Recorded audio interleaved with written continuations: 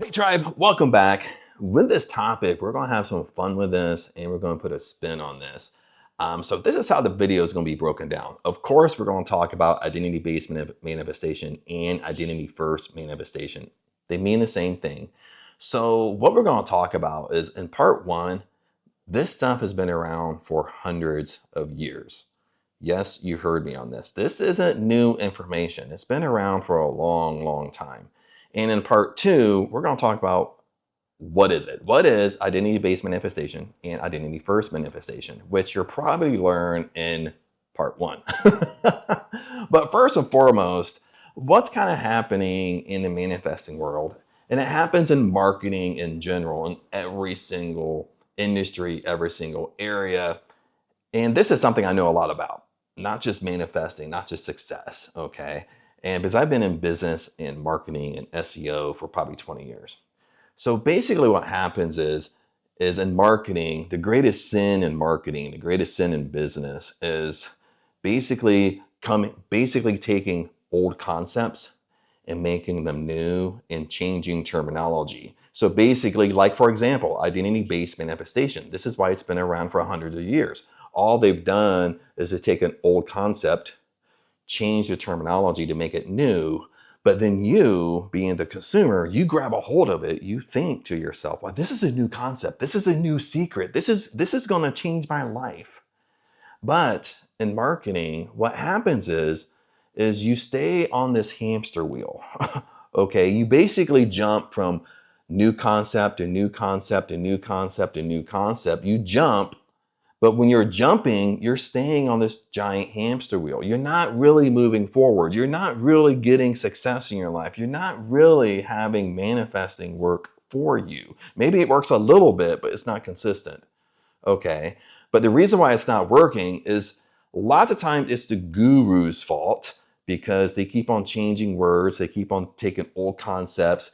They try to make it brand new, like I, Chad, created this, okay? But it's all kind of set up to not get you results, okay? And if you know me, you know my channel, you've been around for a little while, I kind of call the BS right away. I want to get you results. I don't want you to stay on this hamster wheel forever, okay? I want you to get off, okay? I want you to start getting success in your life, living life on your terms. That's why I'm making this video. So let's rock and roll. So what I mean in part one here, identity-based manifestation. Identity-first manifestation has been around for hundreds of years. You have to understand this. Like, I don't hardly ever follow new school prosperity teachers. What I mean by that is people out right now today, okay? I don't follow their information because I know where they're taking it. They're taking it all from old school prosperity teachers, and they're taking it all from old school prosperity teachers, but they pretend it's their information. They pretend like, I figured it out. I came up with this idea. I came up with the idea of identity-based manifestation. I created it. I'm the new guru. And I hate to pick on people, but what you have to understand is, okay, as far back as I've dig, is this stuff's been around since at minimum, at least documented since the 1600s. Okay, even if you go on my channel right now, I have a playlist called Books. And it's called something like that because I always change the name. But it goes into audiobooks that I don't read it, but we discuss it. And what I found was, for years, they've been talking about manifesting, how the brain works, how the subconscious mind works. Okay, back in the 1700s, 1600s. This stuff is not new information. It's literally the same stuff they've been talking about since the 1700s, and they're teaching literally the same thing now in 2025. That's kind of the oxymoron here. And on top of that, even if you go on YouTube and you find this is science-backed, identity-based manifestation is science-backed. It's backed by science. It's backed by neuroscience, Chad. It's backed by metaphysics. Okay. Okay. Even during the 1700s, they didn't call it metaphysics. They didn't call it neuroscience. They called it something more just what regular people talked about. They taught we studied the brain. We studied the subconscious mind, like Joseph Murphy and the power of the subconscious mind. Okay. And in the Napoleon Hill days, They study the brain, how the brain thought, the subconscious mind. What you think about comes into your reality. They kind of call it more normal speech at that time. They didn't call it metaphysics. They didn't call it neuroscience. Now, granted, all neuroscience and metaphysics, all they're proving today is what they taught in the 1700s, hundreds of years ago, is actually true. It's not new information. It's just proving these old school prosperity teachers were right. That's all it's doing. So let's kind of continue on here. Why do I say that identity first manifestation, identity based manifestation, has been around hundreds of years? Okay, I'll give you some examples here to prove to you.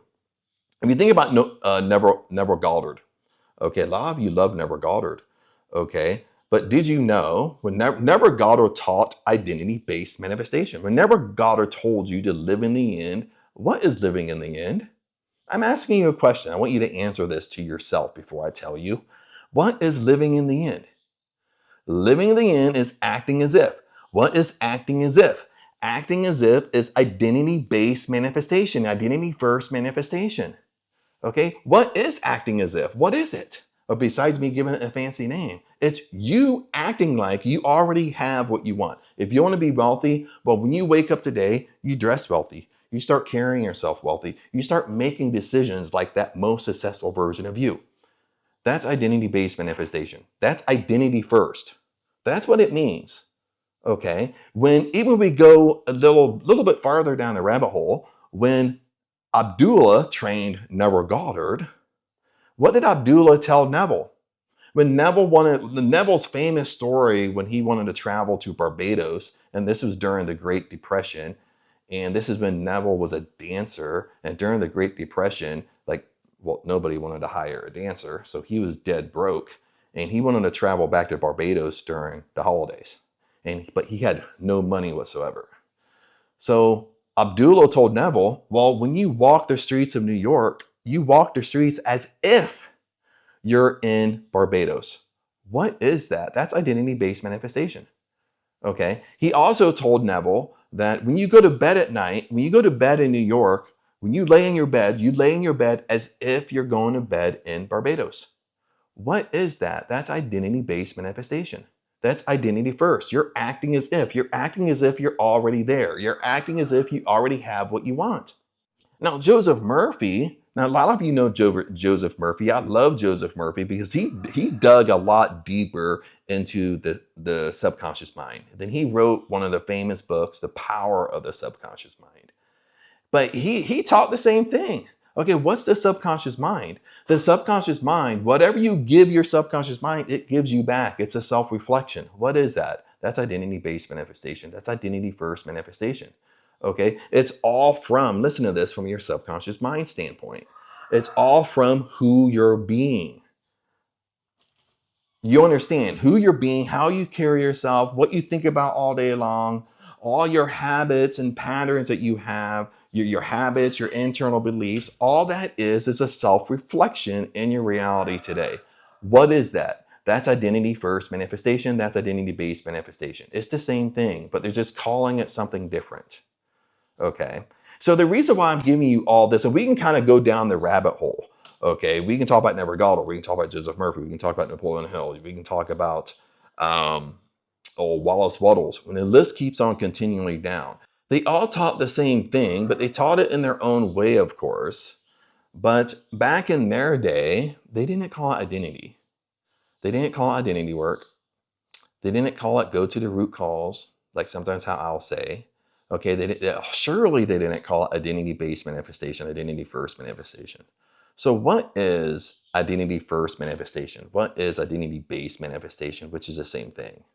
Okay, what is it? This is kind of part 2 here, which I already told you in part 1. It's who are you being right now? That's how you manifest. That's how you put manifesting on God mode. Who are you being right now? And this goes back to the spiritual text as well, like 2,000 years ago. If we want to get I don't know, how long the Bible's been around. That's a great debate, but let's say it's been around for 2,000 years. Okay, even in the spiritual text, it talks a lot about be, do, have. It talks a lot about ask, believe, and receive. What is ask, believe, and receive? You ask for what you want, you believe you already have it, which is identity-based manifestation, and then you receive it. Okay, it's even all over spiritual texts. You understand what I'm saying? So when we talk about identity first, it's basically your self-concept. You know, like, self-concept. That sounds like Bob Proctor. Bob Proctor talked a lot about your self-image and your self-concept, because Bob Proctor, linked your self-image and your self-concept to your subconscious mind, to identity. Okay, it's all how you carry yourself. Now, the one thing I loved about Bob Proctor, when I was mentored by Bob Proctor, and when I lived in Los Angeles at the time, I lived in Los Angeles for like 18 years. And every time he came to Los Angeles, I went to his events. Now, one thing I loved about Bob Proctor, that what most people are not doing today that teach manifesting, that teach success, is one of the things I really kind of grew to a strong respect for Bob, is that he said in all his trainings, in every seminar he held, he basically said that this isn't my material. This isn't my material, Chad. I learned all this. This isn't mine. I didn't make this up. I didn't find out the golden nugget or the golden secret of life. I just studied the old school prosperity teachers. That's why I studied the old school, because the truth is there. Okay, all the new schools just mimicking the truth, making it theirs, making like they came up with a concept. That's why I loved Bob and I respected Bob, because Bob was just truthful around it. Is that this isn't my stuff. Okay, I'm not, this is all regurgitated information. So how do we apply this to your life today? Because I want you to get results, bottom line. I want you to stop jumping. This is why I said in the beginning of the video, that the issue is in the marketing industry, it gets you jumping. Okay, the marketing industry isn't really getting you off that hamster wheel. It's keeping you on that hamster wheel. Okay, it's not getting you off. You want to get off. You don't want to just keep on doing the same thing over and over and over and over and over. You're getting the same results, but you expect a different result, but you're actually getting the same results because you're doing the same bad habit over and over and over and over and over again. Okay, the bad habit that you're doing, like I told you in the beginning, is that you're jumping from one new idea to the next, one new concept to the next. You're not staying put. You keep on changing your mind. It's like you have the shiny object syndrome. You just jump from one shiny object to the next. Okay, you think somebody has the great secret of life, and you keep on jumping, but you don't stay put. If you would just stay put and grasp these concepts and stop jumping around, you would probably right now be living life on your terms. You would probably right now be being and doing and having anything you want. However, how you want to design your life, you can actually do it. So let me explain this one more time. Okay, what is identity-based manifestation? What is identity-first manifestation? And it is this. It's you behaving like that most successful version of you. You acting like the most successful version of you. Bottom line. Okay, at the best of your ability. Okay, when you lay down at night, like the Neville Goddard technique, and you lay down, you go inside your imagination, and you create this imaginal scene like the most successful version of you. Whatever, you want to be wealthy? Okay, you go inside your imagination, which is identity-based manifestation. You're seeing yourself acting like you already have the life that you want. Then living in the end is when during your waking hours, you're acting as if that you already have what you want. Okay, you understand that. You already have what you want. If you can see it in your mind, if you can see it in your imagination, if you can see it in your mind's eye, you can have it. You just have to hang in there. Okay, bottom line, you have to hang in there. You're basically farther ahead. When you see it in your imagination, you're seeing it first in your imagination, then it becomes your reality. But there's a delay there, okay? Okay, the how we speed up this delay is kind of what they're calling identity-based manifestation. You acting as if you already have it. Listen to me. If you want your dream house, You already have your dream house right now. So how would you be carrying yourself? How would you be behaving? What types of decisions? Where would you be going? Where would you be driving all day long? Okay, what would you be thinking about all day long if you already had your dream house? Listen, I'm not asking you how you got your dream house. I'm asking you, you already have it. You already have it right now. How would you be living? How would you be acting? That's exactly what you got to be doing today, right now. And you can put this, you can put this in every single area. If you want your dream car, how would you be acting and living and carrying yourself if you already had your dream car? Okay, it's not how I got my dream car. You already have it. So how would you be carrying yourself? Okay, most of the time when you already have something, you're not thinking about it no more. I'm not getting up and looking outside the window and looking in my parking lot and say, "Ooh, is my Porsche still out there today?" You're not doing that stuff. Okay, you're not waking up and calling the real estate person. Did you find my dream house yet? How much is it? How much is the down payment? How much is my monthly payment? You're not doing that stuff because you already have it. How would you be carrying yourself? This is all about your self-image, how you see yourself. That's why it's called identity first. It's basically, keep it this simple. What would the most successful version of you do? This is what I do kind of all through the day. I'll catch myself thinking like the old version of me, and I stop. And I literally stop in my tracks and I ask myself, what would the most successful version of me do right now? Okay, if it's a decision and you're fine, you're having an answer really fast. Well, I would do this. That's what you need to do. You need to follow your decisions, follow your intuition, follow your gut feelings, but that's going to take you closer to what you want. You understand? And as we wrap this up, it's really all about you knowing the ultimate truth. What's the ultimate truth? The ultimate truth is that source is inside you. You understand? Source is inside you. And it's whatever your religious beliefs are, what your beliefs around source power is. Mine is God. But make it what, if you think it's laws of the universe, Mother Nature, whatever, you have to understand source is inside you. If source is inside you, you are endowed with source power. You also are endowed with abundance is yours. Abundance is your birthright. Abundance is infinite. Abundance is divine. This is what Thomas Troward thought. What Thomas Troward taught, if I could speak English. Thomas Troward taught a lot about. Now, he really dug deep into kind of the esoteric view of the Bible. He dug really, really deep. It's really hard to kind of read Thomas Troward stuff, okay? But he really dug deep. But he also wrote out a manuscript on opulence. What's opulence? Opulence is divine abundance.